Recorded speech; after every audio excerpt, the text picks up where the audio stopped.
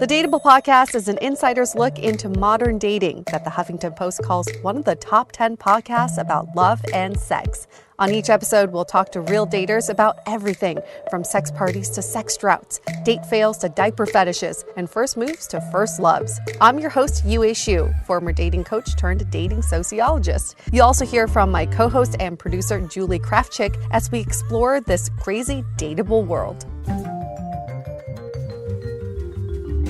Hello, Dateables. Welcome to another episode of the Dateable podcast, where we are going to dissect everybody's motives when it comes to dating, but also eat all the turkey we can this week, because this is the only week anybody's eating turkey. Am I right? Who else? When else are you eating turkey? It is a big week for us. A big week for all. Big week for turkeys. Happy Thanksgiving to all of our listeners, first and foremost. But what are your Thanksgiving plans, Yue? I don't think we've actually caught up on this even. No, we haven't. My partner and I are going down to my parents' house, and the four of us, plus our two dogs, are going to have a very festive Thanksgiving together. My mom really loves it when, during the holidays, there seems to be a lot of commotion. She feels like you need a noisy holiday. She always says that. It feels more festive. So we're going to, bring the dogs, obviously, because they're noisy, and we're going to make all the sides, but my mom's going to make the goose. We're not doing turkey. She's making a goose. So you will not be having all the turkey. Well, I will still have turkey at someone's house. I just know it. Okay. There's going to be leftover turkey at someone's house. I will have turkey at some point this weekend, but on that actual day, we will be having goose and all the other fun sides. What about you, Julie? I am going to my friend's mother's house. So I'm adopted into her home for Thanksgiving. So I will not be traveling back, but she was kind enough to invite myself and my boyfriend and then one of her other friends and then her parents. I love that. She said expect to get really fucked up and to eat a lot of food. Wait, the mom or the friend? My friend said that. Oh, man, I was hoping the mom said that. No.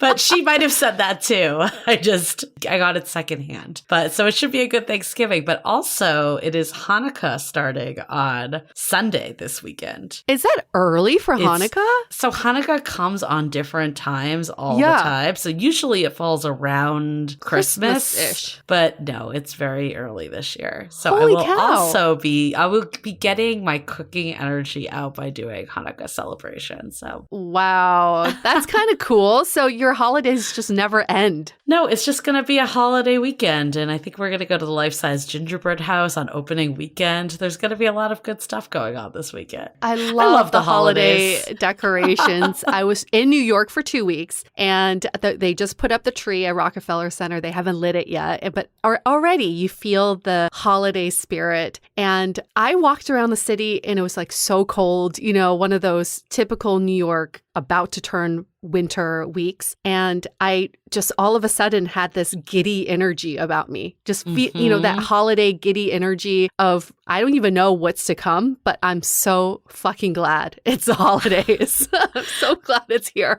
I feel like it snuck up this year, but we had the opportunity on this episode to talk to a hilarious comedian, Bernice Ye. And this episode could not be more perfect for Thanksgiving because it's all about being a quote unquote leftover, which is when you've hit the ripe age of 30 in China and you are considered a leftover woman if you are not married. Yes, you heard that right. We've talked about this term maybe a few years ago, and she's made an entire stand-up bit around it. And it's so lovely because she is, born and raised in China and coming to the States and putting on a fresh spin on this term that's just been so normalized in Chinese society, but also looked at with such crazy eyes in the US. Like, what did you say? And she's so funny too. The part that's funny is that I think it's just more out in the open. Like, no one would ever say that in the US, but I do think it's deeply ingrained in our, I would say, limiting beliefs and deep-rooted fears that once we hit a certain age, we're left over and undesirable. I don't think it's true at all, but I do think there is some of that seeps in the US too. It might just not have that. It might just not be like as out in the open as something you're called. Leftover. Exactly. Yes. Yes, just spinster, sounds good enough. Same thing. But I think it's perfect timing for many reasons. One, leftovers obviously plays into Thanksgiving so well. But I also think a lot of people, while the holidays are super fun, there is stress that comes with the holidays too, especially if maybe you're not in the place you want to be for the holidays. Like, let's say you are single and you kind of fear that you're going to be the person that everyone's asking at the table, why are you still single? Or what's going on in your love life? I think there's a lot of that fear, and we talk about it in this episode, that a lot of it comes from our parents and family members just wanting the best from us. But I think if we're already feeling insecure or not happy about something, it can be stressful to be like, I have to face this head on. Yeah, and this is the time of the year where you do see those annoying family members who have their own opinion of how your life should be lived. And let's not forget, even if you're not single, your family has other plans for you. Why aren't you married? Why don't you have kids? It doesn't end. Right. Why aren't you living together? Why are you living together? Yeah. There's always something. You can't do anything right. Can't do anything because everybody thinks that they know how to live your life the best, which is hilarious because they don't. So one of our moderators in our Facebook community, Love at the Time of Corona, Tony, he has posted this last year as well. But apparently, I'm not a huge Twitter user, I'll be honest, but apparently in the Twitter community, there's a thing every year of Thanksgiving clapbacks. What does that mean? It's basically, like, what is like a witty, smart-ass response you could give? I can give you an example. So one of them, there's some memes, and they'll probably find their way onto Instagram and other places. But, a clapback, right, is like, how do you give it back to someone? So like one example, I pulled up a few of the dating relevant ones that were coming up today. So the first one is, Auntie, that's your third plate? ? Me, that's your third husband? ? Here's another one. Uncle, when are you going to get a girlfriend? Me, when are you going to tell your wife about yours? Wow. These are good. They keep going. When are you going to settle down? When are you going to admit you settled? There's so many. Wow, these are so good.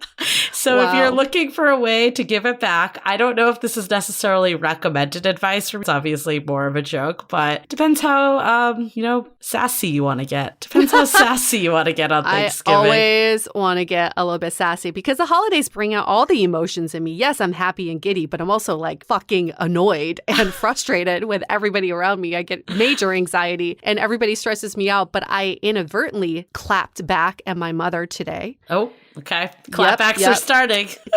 I went to get Botox this morning. She was here and she said, did you know that if you had kids, you wouldn't have wrinkles? Oh my God. What? How is this even accurate? Yeah. She said, kids give you so much joy that your wrinkles disappear. And then I pointed at her very prominent wrinkle on her forehead. And I was like, I'm pretty sure I gave you that one. So, I think I clap back a little bit, but I like these. These are more of a zinger. Yeah, I'm gonna read up on these. First of all, that is the most wildly untrue statement I've ever heard. That is like convenient theories for you.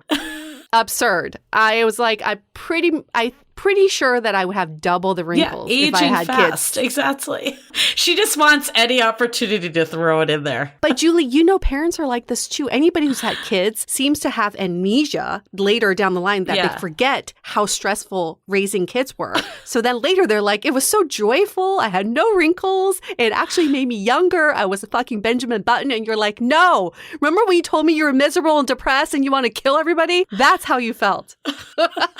Well, you're going to have to sass up your clap back because you might get a few more of those comments this Thanksgiving. I can feel it in the air.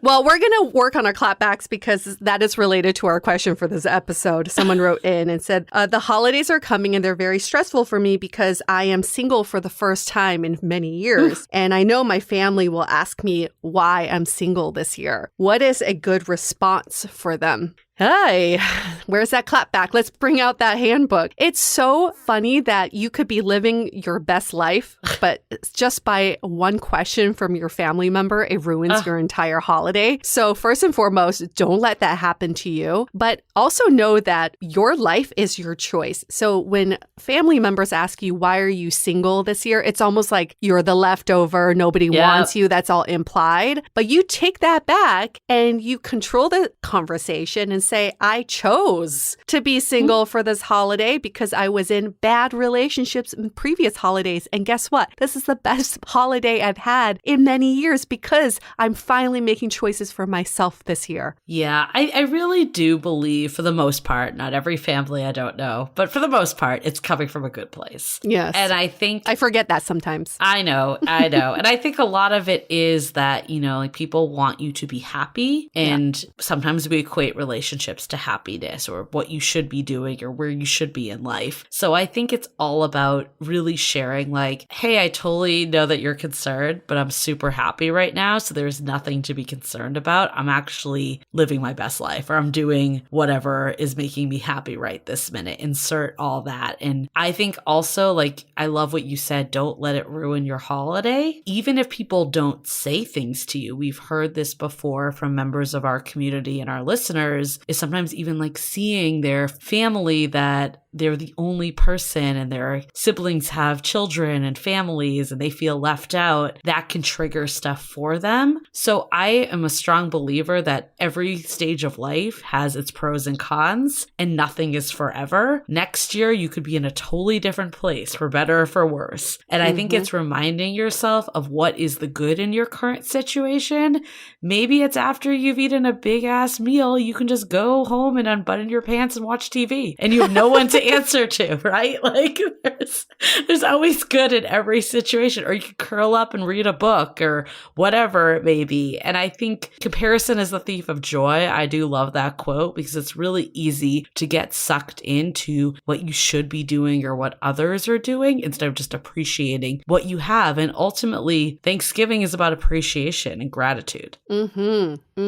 So along the same lines, maybe you prepare 3 things that you got to do this year because you're single. And then that's your answer back. Yes, I am single this year. I am so thankful I got to do A, B, and C, all because I'm single. Do you want to see pictures?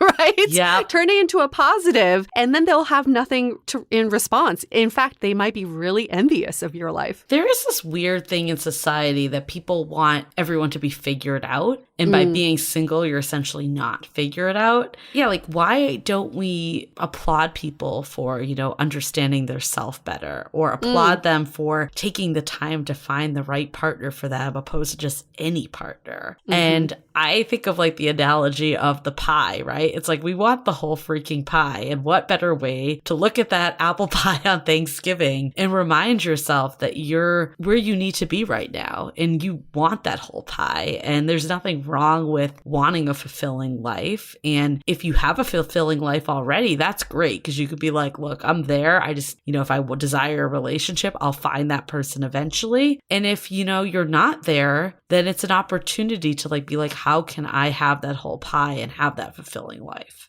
I'm getting hungry just thinking about that whole pie. All the pies. I want that whole pie too. But that's a great way to give a response back to your family without clapping back. And it's just saying, I just haven't found someone that I want to make that whole pie with yet. So I've decided to make it myself this year. Exactly. I'm looking for the whole pie, not just a slice of that pie. Speaking of pie, Julie, we're going to move on to this next segment, which is called Random Thoughts in Yue's Head. But in New York, I was able to watch Waitress on Broadway. I don't know if you've ever seen that movie. And it was a book as well. It starred Carrie Russell. Yeah, I was going to Felicity. ask. Yep. Yes. Everyone's like, who's Felicity again? I'm like, Carrie Russell is Felicity. That's not her actual name. Like, Felicity is not her actual name. So anyway, I forgot what the movie was about, but watching it on Broadway, it was just so beautiful beautifully acted and sung and danced, everything, just beautifully performed. But the entire storyline is about this woman stuck in a bad marriage who finds out she's pregnant with her husband's kid, and she feels even more stuck. So she feels like, maybe I just have to accept this is my life. But once the baby is born, she comes to a different revelation about her life. And there's this one song in the Broadway musical called Dear Baby. And I don't have the lyrics in front of me, but she's writing a letter to her future child. And she said, "Dear baby, I hope you find someone who will hold you for 20 minutes without expecting a kiss back or you to talk back or anything back, because they just want to be there for you and with you." It was more beautifully written than that. And that part made me cry because I kept thinking, like, in society, from the outside, she's got her whole life figured out. You know, she's got the husband, she's pregnant. Her life is wonderful. Yes, she felt so stuck in where she was. And all she wanted was someone to just hold her without expecting anything back. Why the pie thing reminded me of that is because by the end of the musical, the whole theater smelled like apple pie. You're like, this is the best thing ever. And she's making pies the whole time. That's her forte. So I really thought that was just so beautiful, is that from the outside, anybody's life can be perfect and can look perfect, but only you know what makes you happy and nobody else can tell you that. So take that control back this holiday season and build and create what brings you joy. Yeah, and I think that's why people get so hung up with these like milestones, is because it makes it so simple to gauge where someone's at. Even though it's not accurate, it's much more difficult to really dig in with someone and see how they're doing, opposed to just being like, oh, are you engaged yet? That's like an easier thing to bring up, even though it really doesn't mean anything. Like if you're not happy in your relationship, then does it matter that you're in a relationship? Doesn't matter. But for whatever reason in society, it's still like some benchmark and some like finish line you've crossed. Yeah, like you're accepted into this upper echelon of society because you check this off your checklist. And we know that's not the case. This is like what we've been preaching all along on our podcast. So we hope that this holiday season brings you joy because you bring yourself joy and you are in control of that. But we do have a gift for all of you for Thanksgiving. We do. We have a gift. And it's not pie, sorry. We can't mail pies out to all of you. Well, it's against health regulations. But we would. That's the reason why we're not doing it, clearly. So we hope you're listening to this before Thanksgiving, because starting Black Friday, we will be re-releasing our Finding Your Person program. This was a very popular program we released a few months ago. The people who were part of this last cohort are just finishing up the programs, giving us space to welcome new members into the program. It is a 6 to 12 week program. You go at your own pace, but we've noticed from this last cohort, people either take 6 weeks or a little bit longer. That's up to you. The entire program shepherds you along into finding your person. Julie and I have both used the same methodology to find our people, at least our people today, and we're happy with. And we feel the need to share this with everybody else. So that is our gift to you. We're launching this on Black Friday, and it's going to be live from Black Friday, which is the 26th, all the way to the 30th of November. So it's not that many days that we're opening up the program for you all to sign up for it. And then we will be closing cart midnight on the 30th, midnight PST on the 30th. And again, it's just UA and I, so we do have to limit the amount of people. I think the amount we had last time, 50 people, was perfect. We were able to have really good group calls that weren't too crowded. We were able to kind of help shepherd people through and check in on people as they're doing the program. Honestly, I think the biggest gift I got this season was seeing the progress that people made. Like the last check-in for some of the people that have made it all the way through, we asked like on a scale of 1 to 10, how good are you feeling about finding your person? And a lot of the responses have been like 8, 9, 10. I'm like, this is freaking amazing. And just, like feeling that way and like understanding, I think a lot of people either identified the real root cause of what was going on for them, or got more clear on what was going on for them. And that's really the deeper work. And of course, we do all the stuff of how to navigate dating apps and meet new people in real life. It's really a breadth of material. I really believe it is our best material we've ever created. So I'm super excited that we're getting the opportunity to share it with more people for Black Friday. It's very much related to this episode, too, because it's all about taking control of your story and your narrative. And our guest today, Bernice, basically respun this word, leftover, and she made it her own and created her own narrative around it. So we hope that you all can change your narrative, too, like Julie and I were able to do. And you can find out more about this program by going to findingyourperson.com. That's it. Very simple. We will be sending this out to people on our wait list only, so make sure to join that wait list. You can even do that today. Yay. Awesome. I think that's good for announcements today. At Dateable Podcast is our Instagram too. Can always connect with us there. And let's hear it for a few of our sponsors for this episode. Support for Dateable is brought to you by Incipio. Incipio offers legendary protection for all of your devices, from phones to AirPods to tablets. They obsess over their tech to protect yours. It's like Incipio's line of products was made for me, because with their phone cases, my phone is protected from drops as high as 14 feet. The cases are also wireless charging compatible, and there's a lifetime warranty. So they've got you covered. I have the Organic Core Clear case, which is made up of 100% compostable materials that reduces landfill waste by naturally re-entering the environment from where it started. All of the packaging is made out of 100% recyclable materials with eco-friendly water-based ink. Now, for Dateable listeners only, we have a special offer. These incredible cases are now available for purchase at incipio.com, and you can use the code DATEABLE for 20% off. That's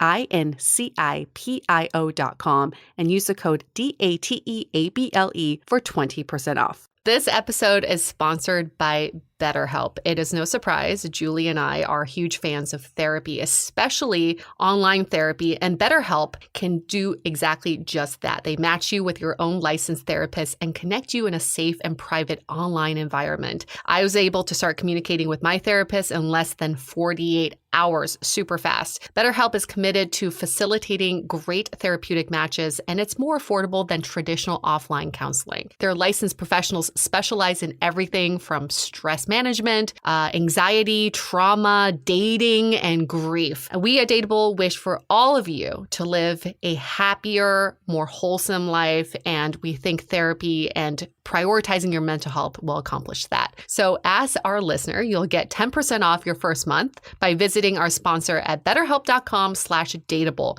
Join over 1 million people who have taken charge of their mental health. Again, that's BetterHelp, HELP.com/DATEABLE. Okay, let's hear it from Bernice, all about the leftovers.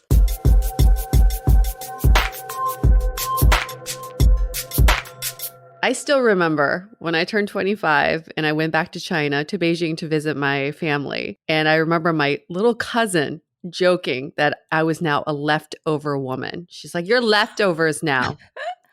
When you turn 25? At 25, I was single at 25, living my best life. And she was like, "You're a leftover now." My little cousin, she was like 16 or 15 at the time. I couldn't believe it. And I didn't know what that term meant during that time, but now for sure, my whole family talks about it. So Bernice, who's our guest for this episode, did a bit all about the leftover woman, that phenomenon in China. But who is Bernice? She is in her late 30s, currently lives outside of Seattle, sort of I don't even know where, Kamano Island? Nobody knows. Sounds exotic. Originally from China. Where in China, Bernice? It's from Wuhan. I no longer need to explain where that is. Yeah, no, it's pretty now famous now. Yep. She is engaged and she's a comedian. And, your bit, maybe we should just play a little bit when we post this on our social media, was so wonderful the way you kind of explained it. But it is a real thing in China, even though people joke about it, that when I was 25, that was kind of the cutoff, that if you're single and over 25, you're a Sheng. But now if you're 30, right, they kind of push back the age a little bit. So if you're 30, with modern times. Yeah, 25, that's just not realistic. You're just still in school, whatever. Right. You don't even know what the hell is going on. But they push back the age, which I do appreciate, but 30 is still pretty young. But let's just go in and talk about this, what this idea of the leftover woman means. You got engaged in 2020. Tell us a little bit about you and your fiance and how did you meet each other before we get into how you're no longer a leftover woman. We actually, we met online. When we met, I think I was already 34 already, so old. and he is 43, and we met online, and then that's the time I just got out of a long-term relationship, and then we met on Match. Oh, I know it's so embarrassing, but hey, not at all. I was like, you know what? I just want to go on somebody who can afford a monthly subscription. I want to rule out. Who has their own Netflix. A good way to scan, right? Yeah. So we dated for like a year and a half or so. And then he when he proposed, and I don't know how much we're getting, but that's the overall quick answer. And then what was your dating life like before him? Before him is interesting because I feel like the long-term relationship I had was 5 years. So that was kind of like, I feel that's a really golden time of my life. I was, really like established who I am. Before that, I think I did online dating or meeting in person. I was just trying to find myself. There's, growing up in China, we don't date, right? Like our parents, just, you can't date, you cannot date, you cannot be seen together with a boy. So there's like, I don't even know how to process this. So when I came to America, there is that insecurity. And growing up, like everybody said, you're ugly, you're fat. And so in America, when people were treating you nice, you were like, oh, I'm okay. Oh, yeah. You're just trying to learn your standard. Like it's not like the first person saying you're pretty, then you're like, I like you. So there's that phase when I was younger, definitely just trying to learn who I am. And I think when I was in that 5-year relationship, I had a healthy beginning, but then my boyfriend at the time, when he quit his job and he wanted to do his own game, he's very talented, so was very supportive, but then it became one thing dragged to another. I supported him for 3 years, right? He does not have any income, and I was like financially supporting him, but also I was doing all the house, a lot of the house responsibility that he wasn't helping, so it became a very unhealthy, it's not a healthy balance that we are. And so when I got out that relationship, mine is like, okay, I just want to first have fun. And I also want to like establish a criteria of like, I don't want to date losers anymore. I want to make sure that the next person I met like meet the standard, and also I can be authentic of who I am.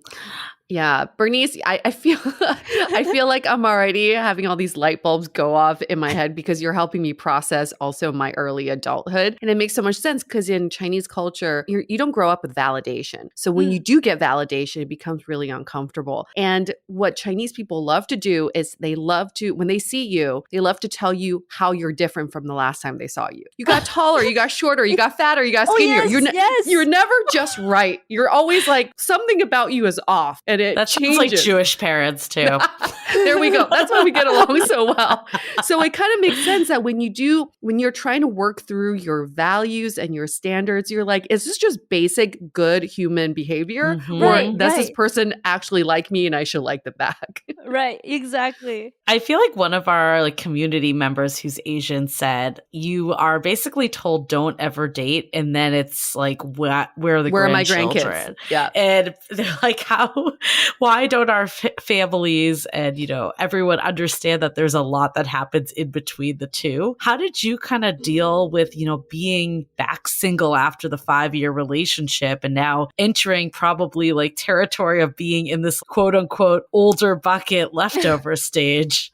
I just feel so lucky that period of time I am in America. Like I can't imagine if I lived in China at that time, because in China also like strangers can get into a business. Like here, there's a boundary you set, right? Like, hey, none of business, shut up. But then in China, it's like a stranger on the street. They can say, oh, why? Like I was wearing a tank top in May once in Beijing, and there's a random person on the street. Like, aren't you cold? Always. Yeah. And then like aunties and uncles, they were saying, I know a guy, you should go on a date. They would just harass you forever. So first of all, like I'm just very glad I'm here. And then I think there's something good as a distraction for my parents is that they went through, actually from the beginning when I grew up, they were always fighting. So they fight, but my mom is also like, she's very busy. She's always hanging out with her aunties. She tried to start a dance troupe, whatever. So she's very busy. So I will call her on the time that I know she's not going to pick up. You know, like you're supposed to call your parents, but there's a time difference. So I will pick up the time to call, and it's her fault that she missed my call. So I paid my duty of calling her. Did you think that she would like give you shit? Is that like why you were kind of avoiding the call a bit? It's more like reduce the frequency. So like, you know, I will talk to her enough, give her the update. But then, you know, like for my mom, it's really hit and miss. Sometimes she's so positive. She will like, okay, thank you for, good, you're dating this guy. The next time you call, it's like, well, this guy, not good. His job is not good. And when are you getting married? Then like, if I reduce the frequency, chances are there's less harassment. Yeah. Less harassment. I always like to say that Chinese moms have amnesia because you tell them one thing and they're like, good, that sounds good. Next time you talk to them, they talk about the exact same thing over again. They always like to revisit old issues for some reason. So when did you ever feel any sort of pressure from your parents now that you're at an age to get married and have kids? Definitely. I feel like now is actually better because even in my late 30s, they almost like have this give up feeling, you know? Yeah. It's almost like their friends give up on them to harassing about me. Like their friends almost like, oh my, there's no point. And then they're like, okay, we gave up. But I feel like in my early 30s, you know, like the period you're just entering that leftover women phase, I feel that's the one they have the most pressure because of all my cousins, right? Like my grandparents, all the grandkids, they are married, they have kids. Oh my God, my cousins have 2 kids already. So at this point, I feel like grandparents, their wishes has been fulfilled. But then before that phase, I'm the only one. So like everybody's like, what's the deal? When am I getting married? The only thing that kind of held my parents back is because when I was with my ex, my parents visited me. They stay with me from China for 3 months. Wow. So they lived with me and they were like, even though they want me to get married, but they were like, this guy, we're just not sure. We're just really not sure. And then because when they visited, he didn't really try to communicate with my parents. And then my parents see I have just take such a heavy load on the household and everything. So when they went back to China, their number one priority is not to get me married. The number one priority is like, you should break up with this guy. Well, so that means your parents weren't desperate enough yet. Yeah. Right? Yeah. They weren't like, oh, any guy, let's round them up. But they actually have standards for you. That's nice to hear. Well, because I think they were in an unhappy marriage for the longest time. And then my mom was like not forced, but kind of like guilted into a arranged marriage somewhat because it's a blind date set up by my grandma. And then my grandma just like, oh, you should really marry this guy. Don't hold back. And so my mom, you know, they didn't know how to date either. So they got married and my mom was very unhappy for a very, very long time. So she understood it's worse to get into a miserable marriage. Yeah. That's good. So would she, okay, so knowing that, how like often, like I guess if you were to talk about like, you know, you have like 5 phone calls with her, how often would she bring up your single status? Was it something that came up frequently? I think my mom is actually very smart. She tread water with me. So she would say, how are things? You know, like she will, I think she usually have an agenda, but then she will kind of see, okay, if things are good or bad, if you're not bad, like if there's something that's not going so well, and it's like, yeah, like I told you, yeah, this is not a guy, just get rid of him. Like she will patrol that direction. And sometimes, and if things are going well, then she will say, oh, so have you thought about next step? And what are you waiting for? So kind of she hear, and then she push the water in the direction it's already going. Julie, does your mom do the same? No, Ever? My mom Never. is so not this way at all. Oh, really? Really? Yeah, like I know a lot of our listeners, this is why we want to do this topic too, is a lot of our listeners say that they get a ton of pressure from their parents, even in America where we don't have, I want to hear one of you say the Chinese term again, but we don't have like the leftover culture, but I feel like there's still a pressure when you hit 30 that people feel, right? That they should be settled down. They should be, thinking about having kids. Like there's all this pressure that's societal, or a lot of times it is family too. I personally have not had it,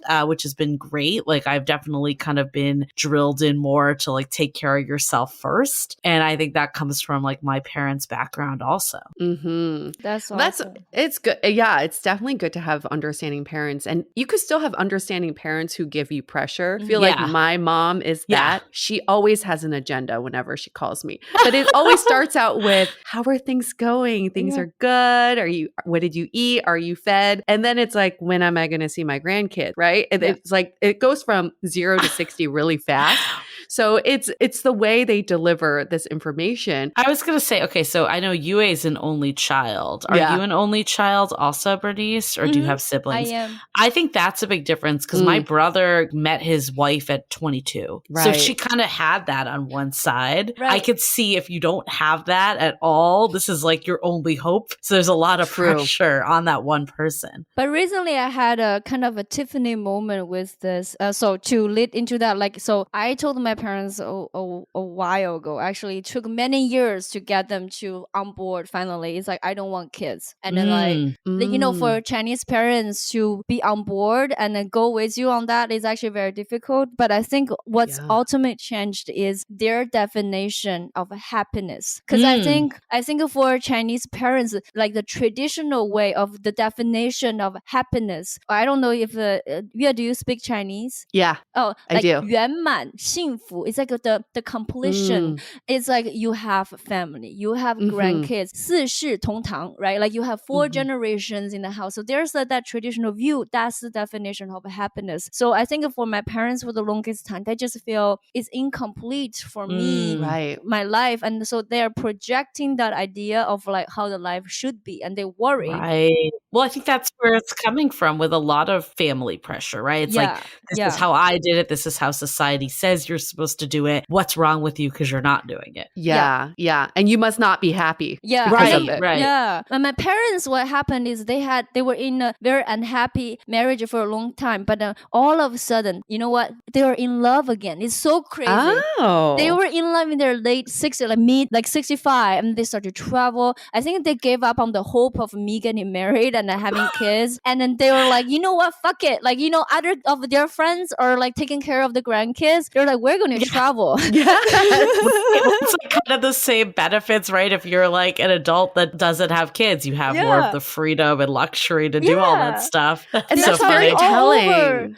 It's very telling of Chinese culture where we spend our lives pleasing other people. And it's always about other people's happiness. So your parents are trying to make sure you're happy. You're trying to please them. And ultimately you forget what it makes you happy. So it's so nice to see that your parents have finally become quote unquote selfish to focus on their own happiness. Yeah. I love that neither of you are happy in that process. Yeah, it's like because you're like, cycle of trying to make each other happy. It's a lose-lose situation. It's like giving up that expectation, because I think for them is they finally realize we're like 65, okay? And then we're not going to get divorced and then find another person again. So they gave up the expectation of the other person. All of a sudden, they accepted each other and decided to go travel. They had a lot of fun. Like nowadays, they're taking pictures, like having like love on the rock. Wow. What is happening? I will send you a picture. I will send you a picture later. It's like, oh my God. They dance, they do TikTok dance. It's crazy. What? Yeah. They will send me like my dance doesn't go nearly as popular as theirs, and so like obviously I love it. They're having like a rebirth. Yeah, rebirth, and I feel like they have a new understanding of this happiness. It doesn't have to be the same path as everybody else, and then they start to accept my own way of living. So that's very beautiful. I think that's like the nail on the head. That's where it comes from. Is that I think a lot of times parents think that you'll be happy this way, and they really just want to make sure, but But I feel like, especially, you know, as we're at Thanksgiving too, it's a lot of people dread going home for the holidays, you know, because they're like that inevitable question of, are you seeing anyone? Or, you know, like, why are you still single? And it's coming from this place of wanting to help, but it's basically doing the exact opposite. Totally. Yeah, absolutely. So while we kind of glazed over, glossed over, is that the term? Anyway, you're just thinking about Thanksgiving. I'm just thinking about Thanksgiving and donuts and turkey. So we kind of glossed over the term of a Sheng, which literally translates to leftover woman. Bernice, can you tell us when was the first time you heard about this term and what was your reaction? What was the context in which you found out? Okay. I feel like I heard of it when I was in China. Like I heard it before I was 30. And then at the time, I almost feels like, I don't know, I'm trying to remember, right? Like first of all, just feel like when you're in that culture, you're almost not surprised. You're almost not surprised. Like your cousin, like 16, and then you will call someone older. It's like, yeah, like at the time, just feel 30 is a hella old. Like when you're young and you feel like, yeah, I hope I'm like married when I'm 30, whatever, right? So I wasn't surprised. And then it's almost like when I'm in America, I almost forgot about this until the term surfaced in my head again. And then pretty happy. And now I'm a leftover woman. And then like, I think it's only the perspective of living in America to see how women can be so much happier, independent, and having our own place, and to go back and look at what I was just took it for granted. Like I just thought, yeah, of course it's a leftover woman. I didn't think that's wrong, whatever. And then now it's like, wow, that's terrible. And then and then the thing is, like, I looked it up, right? For men over 30, there you could say leftover men, but nobody used that term. But instead they call it what is it? 钻石黄老五, like oh my god. And then 黄金单身汉 is like a diamond single man or golden bachelor.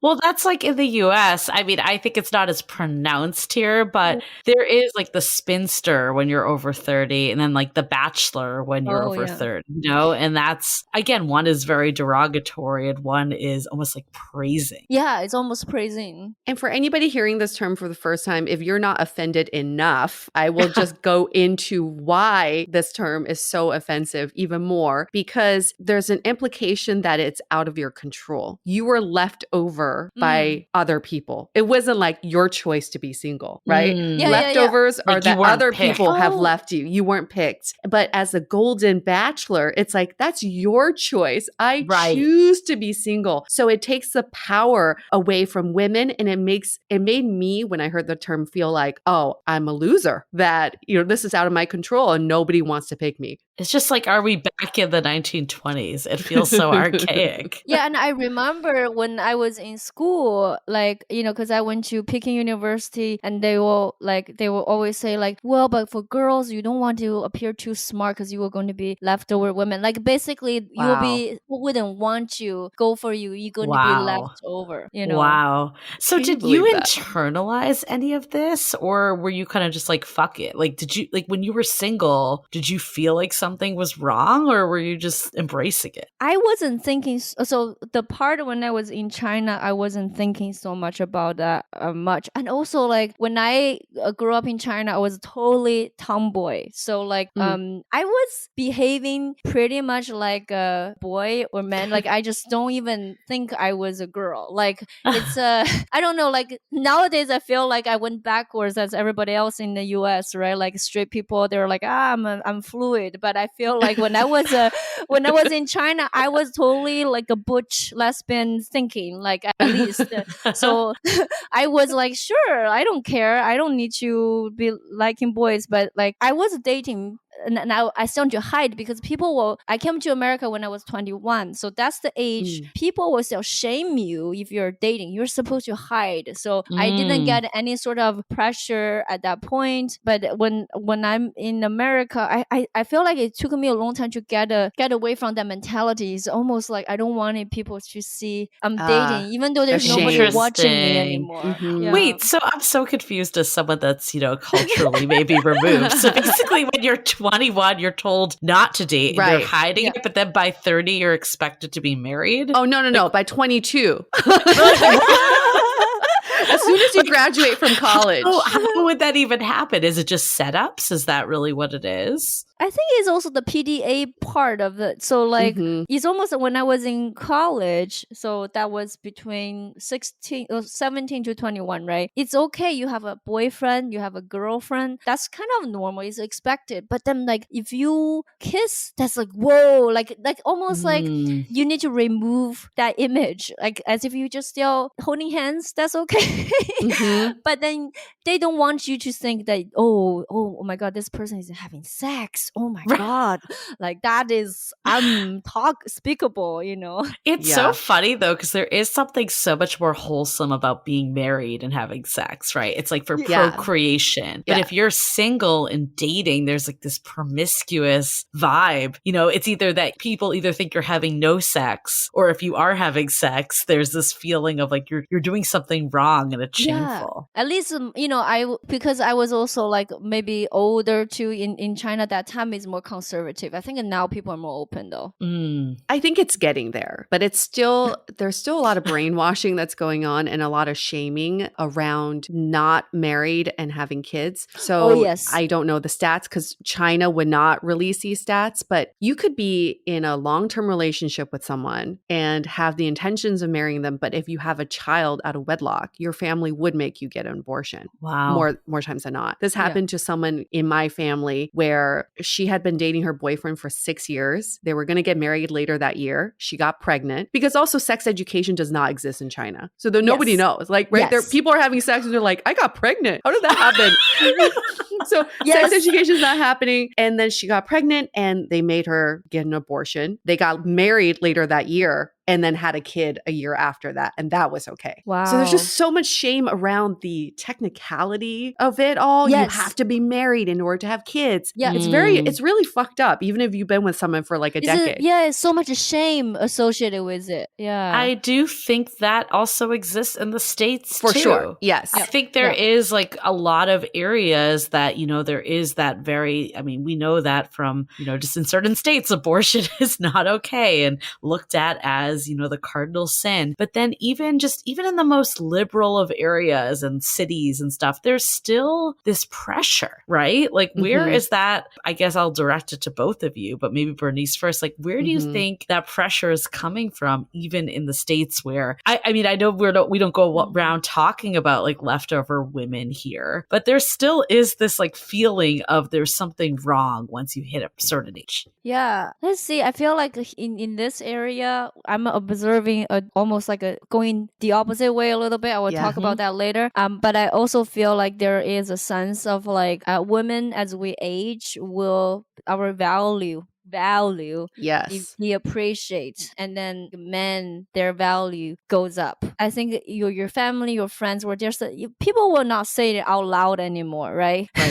But then they still feel like, oh, you're beautiful, you're young, but then as you get older, like so much of our value is associated with our appearance, our sex appeal, and all that stuff. That's how I feel. But also that your married friends, like, so we all friends, right? Like, and then your married friends, they get married, they have kids, and they are also projecting about like, oh, you gotta, like, I guess not projecting, but it's difficult to hang out with your married friend. They just went to a different world, right? You know, if they're married with kids and you're single, so there's a sense of being left alone. It's harder to make friends, and the lifestyle, you kind of depart from some of the long time friendship you have as well. There's some peer pressure, but in Seattle and Portland, there's something interesting because like there's a part of my stand-up I talk about I'm engaged, and it used to be people would applaud, and now people are just like I think it's either they're like they're trying to say, oh, getting married, or like just like, let's just wait if she's married to a man or a woman, because if it's a woman we're going to applaud, but a man that's like fuck that. You know, there's too traditional. Yeah.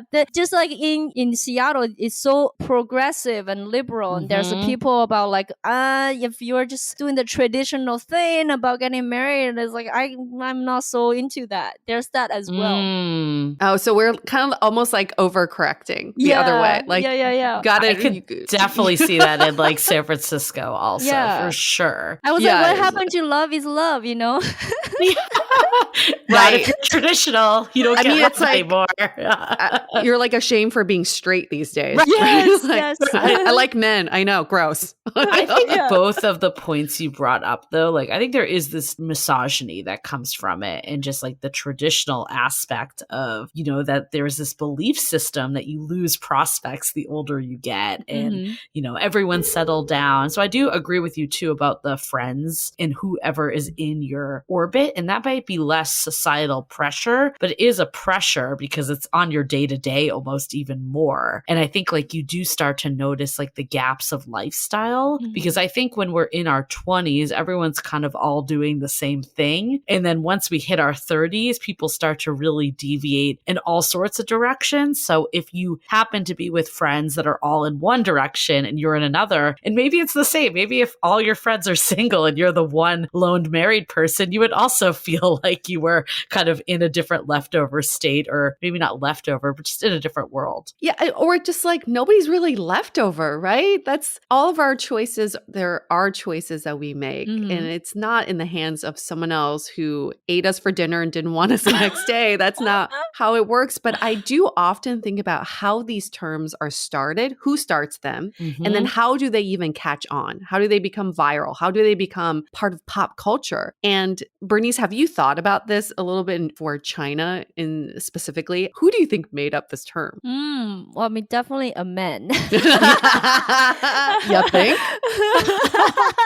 It sounds like something people will like. I just feel it's, I don't know. Okay, in my head, this is the image I have. A guy got dumped, you know, and by a woman, and then like just very upset, and just went online to write an internet, like an internet novel, like a blog. Like a blog saying it's like you know, she will be leftover woman. Like just use it, but then like I feel like that is very easy to catch on, like something that shows up on the internet. I'm completely making this up. So, but like in my head, I just have that image, you know, like, and then that went online, and people are like, yes, she's a leftover woman, fuck her, whatever. Went like, viral.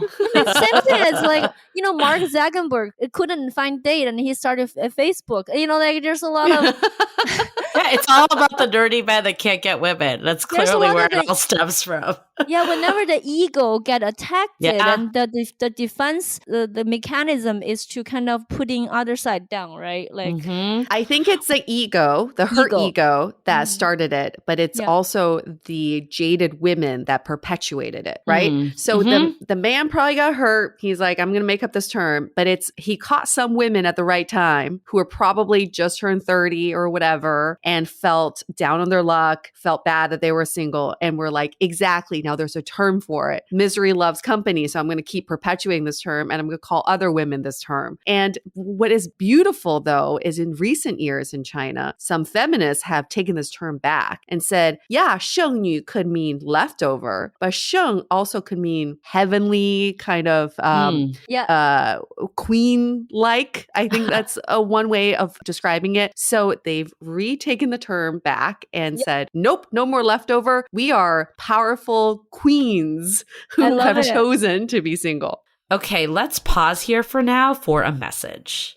You may have heard us talk about our Finding Your Person program, and the response has been overwhelming. Just as a recap, we have cracked the code on finding a partner, and we have already shared our methodology to a sold-out group. And now we're excited to be able to open up registration again for a very limited time. Listen, we get it. Modern dating can be incredibly difficult. After one too many bad dates, you may even question if this is all worth it. We hear you and we see you because we've been there ourselves. And by talking to thousands of daters over the past 5 years through Dateable, we've been able to pinpoint exactly what what helps people find their person. It's 3 components: positivity, reflection, and action. And together, it's what we call the positive refact method. In our Finding Your Person program, we walk you step by step through the method, prepping you for your person who is just around the corner. This is our best content yet, and we aren't holding back any of our secrets. In the program, you'll have access to almost 8 hours of audio sessions, as well as an accompanying workbook. Additionally, we're giving away free bonuses valued at $2,800, all just for signing up. If you're serious about finding your person, willing to put in the work, and eager to implement every step of this method, the sky's the limit. The cart is open for a limited time starting on Black Friday, and the cart will close at midnight on November 30th. We completely sold out the last time, so make sure you get in on it before it sells out again this time. Just head to findingyourperson.com to learn more. Again, that's findingyourperson.com. I feel like in the US, though, just bringing it back to here also, I think it all stems from romantic comedies. I think that's where this like statement came from of, you know, like you need to be married or whatever by a certain age. Like I feel like there's been so many shows that kind of reinforce that stereotype too. And I feel like a lot of them don't even exist anymore. Like I can't even remember the last time where I've seen that like very traditional romantic comedy that, you know, like kind of the credits end when the two people get together. Like that doesn't really exist as much. Yeah, romantic comedies are... They fucked us for sure. Really, but you know, like kind of like what Bernice is saying, we're kind of going the other direction. So totally. You don't see those romantic comedies. In fact, you see the opposite of those storylines and non-traditional relationships. So it's nice to see that. I just thought about this and it completely escaped me because I asked you for the root of the term, and I think I do know the root of the term. Oh, tell me. Because we grew up in this one-child policy, right? Yeah. Because there was a population problem. They had to control it. Now, there's way more single men than women because so many women have chosen to choose career and education over having kids. Oh my God, getting yes. married and having kids. So the government was like, oh, we're fucked up because now we're going to have a reverse population issue. Nobody's procreating. So we're going to create this term to make women feel guilty for not getting married. There we go. I think that's the root of it. Okay. Is that where it came from? That's actually I remember reading somehow.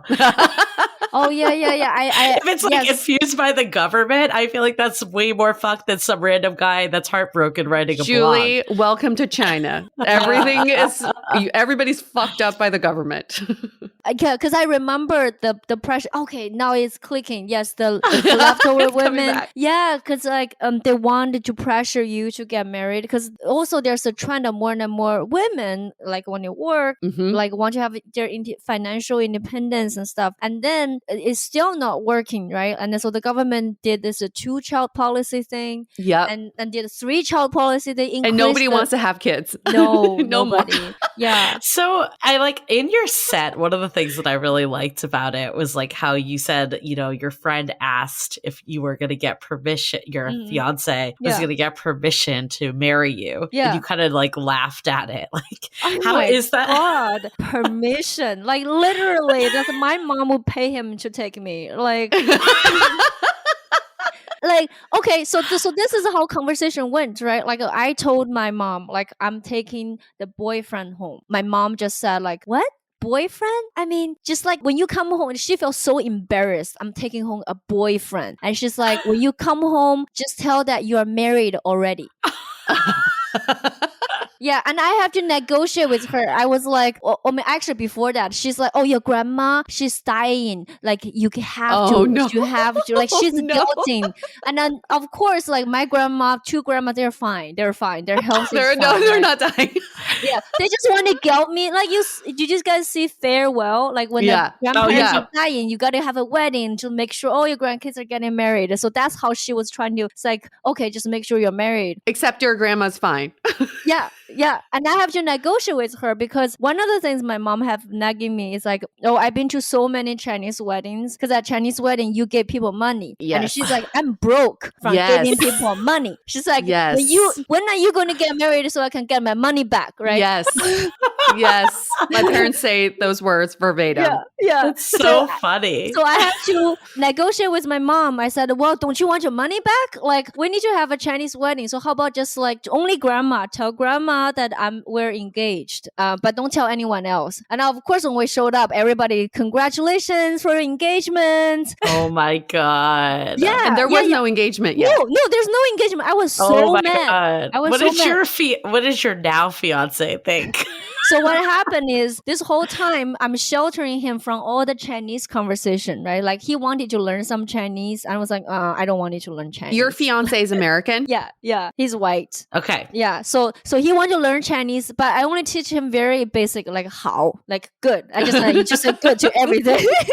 And eat. Good and eat. Yeah, good and eat. So basically at all the lunches and dinners, people were cheering toast to us for our engagement. Oh my God. I would just say, okay, just drink. And then I would tell him how upset I was. It's like, okay, I can't believe my mom did this. And everybody said I was pissed. I was very, very upset. But of course, this whole time, he was planning on proposing to me. Like, I don't know. I didn't know. So he's almost like trying to in his heart, he's thinking the whole time to my mom, say, just chill, it's coming. Yeah. It's coming. It's happening. It's happening. Did your mom, like, does she have, or what about your dad? Like, where is he in this? Does he give you the pressure? What's his opinion? Oh yeah, my dad, I think he's so traumatized by my last boyfriend, and he just want me to end up with somebody like basically there's a bar. He said, okay, this guy is not good for this reason. He also have a checklist to watch out for me, and he's like, okay, this guy is good for this. He's taking care of us. He's respect for us. He's funny. He's trying to communicate with us. So for him, he's trying to say, okay, I give the thumb up to this guy. So he wasn't trying to. Yeah, he's being protective. He's kind of keeping an eye on for me. But my dad and my fiance, his name is Rich, and they had a really good moment because I think even though they don't speak the language, with the help of some translation or Google Translate, they really clicked because they like photography. They like some of the common interests. Yeah, interesting. So they had some really fun moment. They danced together. They sang together. Yeah, we like my mom pulled out the Chinese karaoke, and then wow. Yeah, and then my mom was dancing, and then like Rich was singing. So like there's some like really fun moments that happen. Yeah. You know what's so fascinating is like it sounds like your mom is just trying to please her mom. Like it's just like this perpetual cycle of pleasing. Because like you were saying earlier that, like she wasn't even that much like, oh, you should get married because she wasn't super happy in her marriage then. Now she obviously is. But it sounds like it's almost like I need to make sure like my mom, your grandmother is okay. So I'm going to like go that extra mile to make sure that it works and they're happy. My mom is a very interesting character because I think for her, she's non-traditional. Like she's kind of a rebel of her own. But in the meantime, because of she's surrounded with all the traditional value and her friends and the family, so she's never jumped out of it. So even though she will feel happy when she's just being herself and she have very strong personality, she knows what she's supposed to behave, supposed to feel happy, her duty for the family. So I feel like I see the both sides of her come into play. Yeah. You know what's so fascinating is I feel like that actually sums up where a lot of us, even in the States, are uncomfortable. It's like there is this side of us that feels okay being single and even potentially happier being single and loving our life, but then also this traditional side that's you should get married and have children and all that. And it's a constant tug of war sometimes. And I think that ultimately is what makes us unhappy over that we're just, not with someone potentially. And this is why this moment is so important to us, because our parents grew up in a generation where they do see the rebellious side, but they can't act upon it because it's life or death for them. They need the shelter, they need the family, they need all the traditions. And we are the first generation to actually act on the rebellious, the non-traditional side. And if we don't fucking do it, our kids are going to have to take that on. So we might as well be the first generation to carve that path so it won't be as hard card for our kids, right? I love it. Were they like, how accepting were they of you having an American fiance? Like, were they okay with that? They were like, finally, she's, moving on and getting married? Or did they prefer you to be with someone from China? The best part of being 36 is like, anything goes. They can be picky. They can be picky. I totally feel that as well. Pressure has dropped. They're like, finally someone. Yeah, finally someone. Yes. And when is the wedding? We pushed because supposed to be September 2020. We push it to this year September, and then we push it next year July, and that's it. Yeah, because the first time we pushed it because it's the pandemic, and then we're like, oh, we're so behind on wedding planning anyway, so it was a relief for us. And then this year is, even though we got a vaccine, but my parents, they cannot come. And there's one thing that is crazy happening in China is, my parents, they have to turn in their passport to the government. They don't want it to leave the country. So right. Right. Because for us, it's like we want our wedding to be a celebration with our family, with people who we love. And then it will be really bummed that my parents cannot make it. So we pushed it. But even now, looking at the July, I'm not sure. But fingers crossed they can come. So how do you feel about just like wedding traditions? Like, as someone that, you've said that you're not as traditional, like, do you want to wear the big white dress? Are you going to take his last name? Like, where do you stand with that stuff? Wedding traditions are so stupid. Like, so I feel dumb. so dumb. And then, to be honest, like this engagement ring thing, like I never had a thing with engagement ring. No, why do you really? spend that? I was like, why do you spend that much money on this ring? So yeah, there's so many levels of things. I don't get it. Like I think have a nice piece of jewelry is nice, but then is it worth that much money? Right. Like salary. Yep.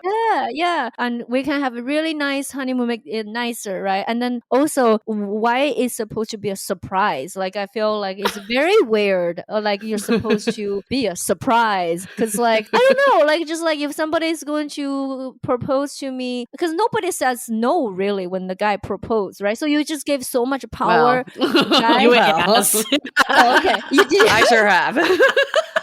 Because it was a surprise. Because you were surprised. But I hear what you're saying. saying, Bernice. It's like, if you're building a life with someone, why would it be a surprise that you're going to like build a life? Yeah. I know. You're giving the guy the control of when to propose, yes or no, whether to propose. I don't know. Like, I want to get married, and like, let's get married. So there's that already. And then spending so much time. Oh, okay. So the part, like, we were going to have a Chinese wedding and American wedding because my mom needs to get her money back, right? So like that's the thing.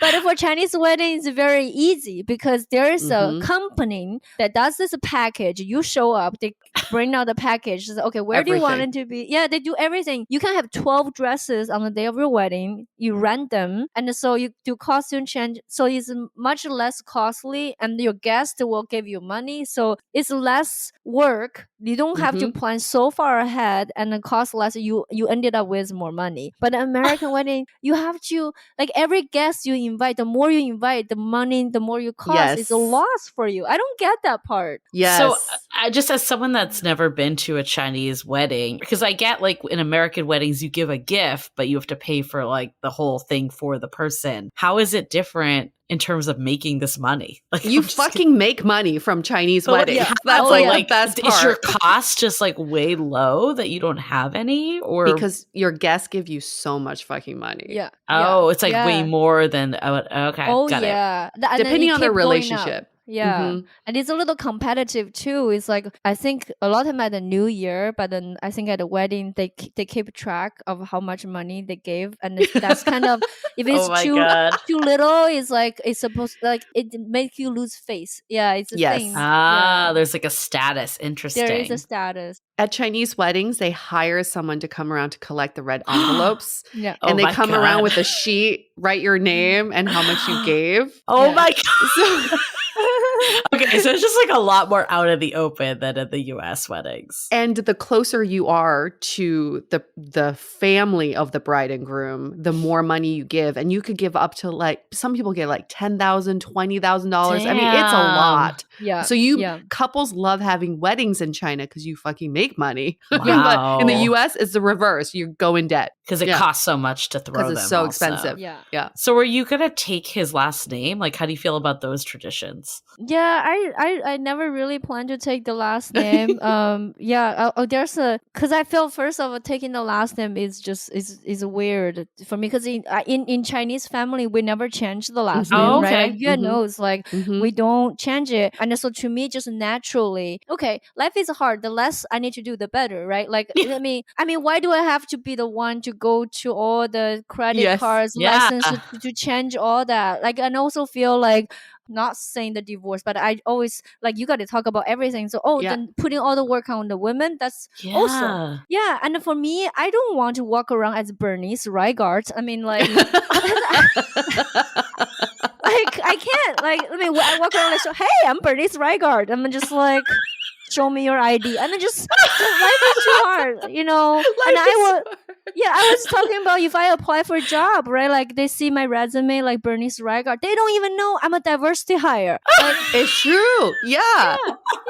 And I was a hiring manager. At the, you know, company too. Like I know it. We need to have a diversity hire. We want women. Okay, diversity. They see your last name, they're like, nah, just another white lady. Yeah. That's such a good point. While we're at it, because you're so hilarious, can you just do a quick bit from your Sheng stand up? Just a quick bit, what you said about it. Okay, well, I mean, I will try to just talking to you guys because otherwise, I don't know how they sound, right? Like, but you guys already know, like in China, women over 30 were called 剩女, leftover women, and you know, I guess you know, turning around, I think I am like leftover pizza. Yeah, delicious. Yes. And cold. So good. Yeah, I am a cold hard bitch. Oh my God, I love it. Oh, you're the best. For the people that this is resonating with, like the people that are like, I do feel that pressure. I don't want to feel that pressure. What's some advice you have for them to kind of get out of their own heads that like they have to do all this stuff by 30? Okay, so I'm trying to see what the way. Okay, so the thing that I come up for myself is I was like, you know, if you are just think about like that very unique special designer handbag on the shelf, right? Mm-hmm. And the more unique, the more special you are, the longer you will take to sell because you need to find that special buyer who see that click with you. But if you just a very generic like fast fashion, yeah, you will sell very quickly. But then like just hold on to your own, like be you, be the special you. And then when you have that special buyer find you, it will take longer, but it will be better. So that's kind of what I come up with that. You know what? This might be like a convenient theory for you, but I remember like looking up on like Google and seeing there was a stat that, you know, more intelligent women tended to stay single longer. Yeah. You know, so I think there is some truth of this like more complex people. Sometimes it does take longer than, you know, like if it's more just like, I'm going to go with what I know as a tradition and do the thing that I've always been told to do. I think the more you overthink things and think about like, what is it I really want, that might, you know, change the trajectory. And then the other thing I think about is like, you know, at the end of the day, your own happiness is the most important thing. Your grandparents, they die. Your parents, they die. Oh my God, so your true. Your friends, they die. Like, so you got to live for yourself.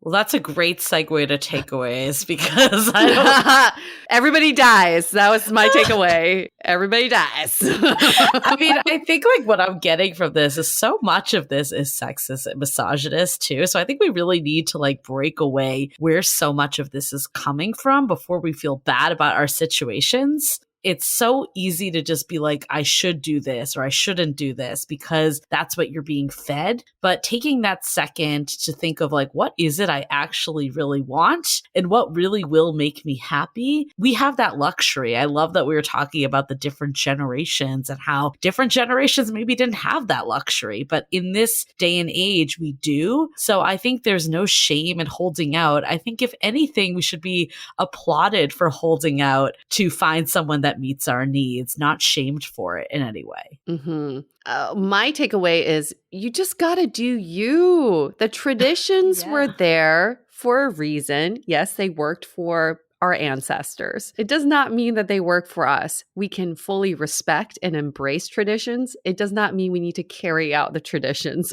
for our own lives. It's good to know where we came from. That's always great to know our family history. But moving forward, know that you have the power to change it for future generations to come. So hearing this conversation, I'm completely inspired by the fact that you can create a life that's completely different than what you thought it would be, but you created it. And that is absolutely okay. Also, just everything is normal. Whatever you're going through right now, it's just meant to be. It's normal. If you're married, it's normal. If you're not married, that's normal.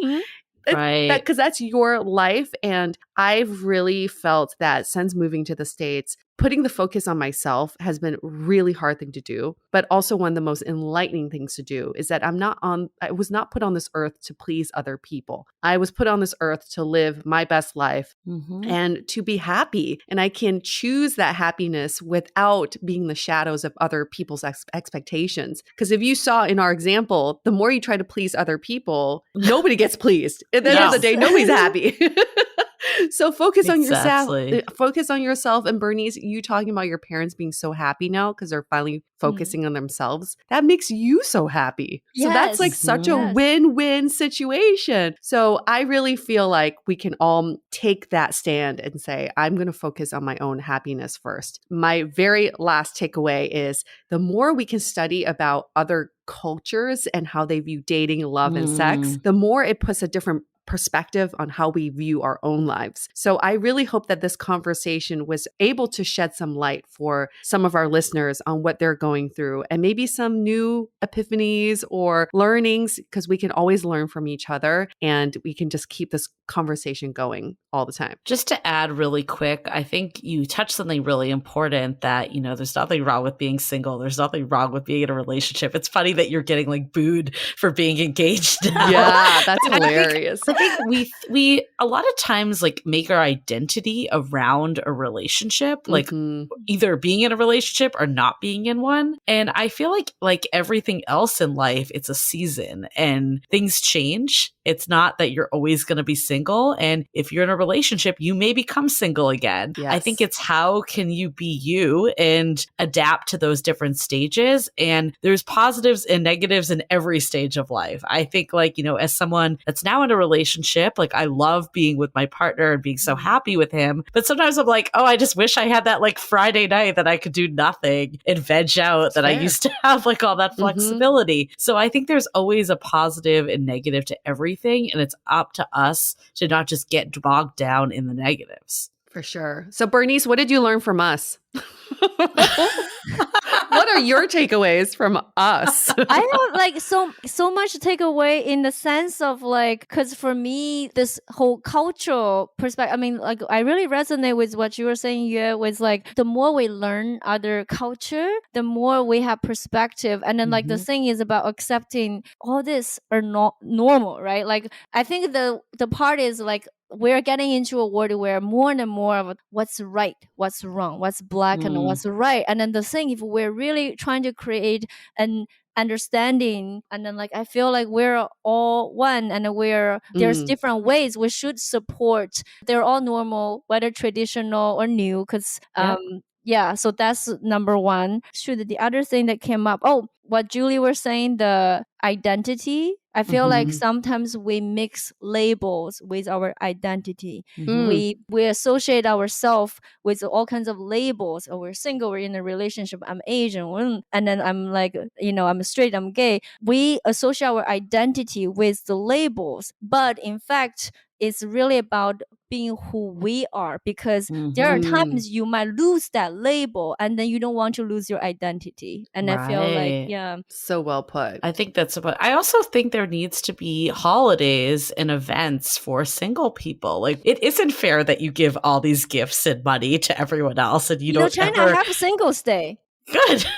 But it's for shopping. But it's all shopping. For shopping. I think the other like big takeaway to like wrap this up though is, you know, it's usually not coming from a bad place when your parents are really in your business. That's true. It's coming from a place of wanting the best for you. Do they know what's always the best for you? Probably not, considering we're in a different world. But I think that is where it's coming from. So I guess last question for you, Bernice. Like, if you do have a nosy parent, especially as the holidays roll in, like what's like one tip to kind of get them off their back about their about your relationship status? Oh, just imagine, hypothetically speaking, I have a very, the thing is, for me, it's easy. Okay, well, because like, in China, you can say whatever, because like they don't have social media. They don't have like, you can fake a lot of things. Understand? Just tell them you're married. They cannot cross-check. They can't. Like, you send a picture, oh, I'm with this guy, blah, blah, blah. It's like, you survive one holiday, the next holiday you break up. No, it's easy, so. Just break up January 1st, no big deal. Yeah, just survive one. It's a partner. I think we should start that service. Hire a boyfriend for the holiday. Yeah, exactly. That exists. Send us your photo. We'll Photoshop them in. It's only $25. I'm just kidding. And add a dog too. Add a dog. Exactly. Oh, always. Yeah. Well, didn't you like didn't correct your grandfather for thinking that like Mojo was your kid, not your dog? Yeah. My grandfather passed away thinking that I was married with a son. And that's oh my God.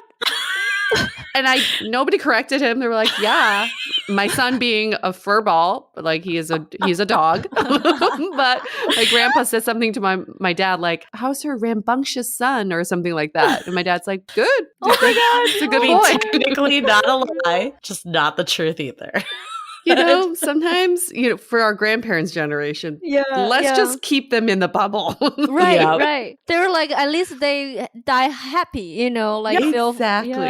They die happy. So Bernice, for people who want to see you either live in person or online, where is a good place for them to find out more about you? Awesome. Yeah. So I put a lot of my schedule shows and some of the contents on Instagram. It's at Bernice Comedy. And then I talk about cultural stuff on TikTok. It's also at Bernice Comedy. I am doing a tour. So I'm taking the RV from Seattle, drive down the coast and to San Francisco, LA, San Diego. Nice. So on my website, I will list all the shows and the tour schedules at berniceye.com. We are totally going to meet when you roll through San Francisco and LA. Oh, you okay? Yeah. I'll hit you both then. Yeah. I think we're going to be friends. Oh my God. I can't wait to hang out.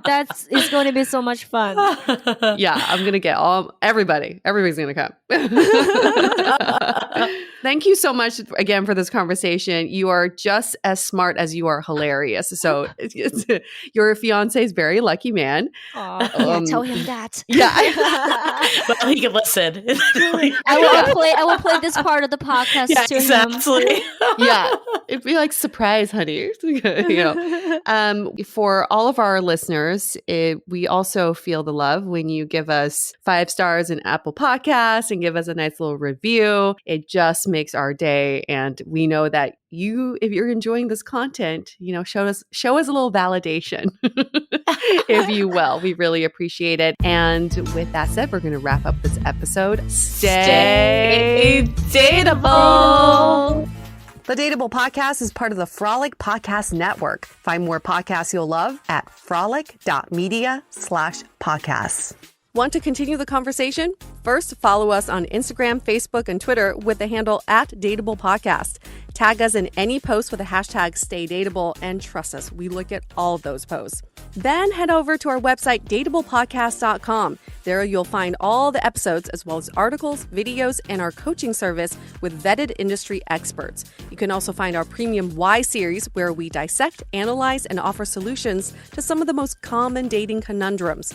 We're also downloadable for free on Spotify, Spotify, Apple Podcasts, Google Play, Overcast, Stitcher Radio, and other podcast platforms. Your feedback is valuable to us, so don't forget to leave us a review. And most importantly, remember to stay dateable. If you love hosting over the holidays, swap out your old HVAC filter with a Filtrete air filter. It can help clear away particles from all your holiday cooking. Look for Filtrete air filters at a retailer near you. Let's clear the air. Holidays are here, and so is fashionable fitness. Gift yourself a Samsung Galaxy Z Flip 3 5G, a phone that folds in half to literally stand on its own. Pair it with the Galaxy Watch 4 for ultimate wellness and wow factor. Check health stats, flex personal records. Over 90 activities can be tracked, like biking, swimming, golfing, and more. Invest in yourself with tech made to crush goals. Holidays open up with Galaxy. Shop it all at Samsung.com. 5G connection and availability may vary. Check with carrier. Products sold separately.